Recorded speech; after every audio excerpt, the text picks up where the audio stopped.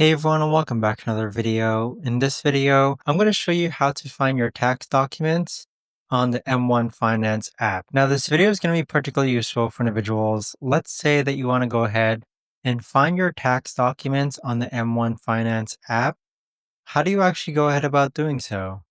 Now this video is going to be short, sweet, and simple, guys. There's not going to be a lot of steps involved.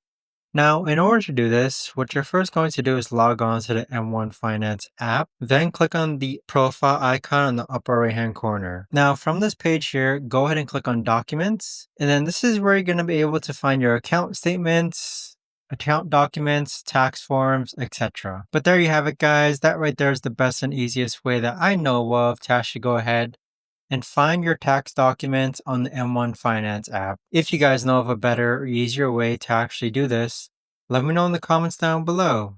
I would love to know. Thanks so much for watching everyone, and I'll see you guys all in the next video.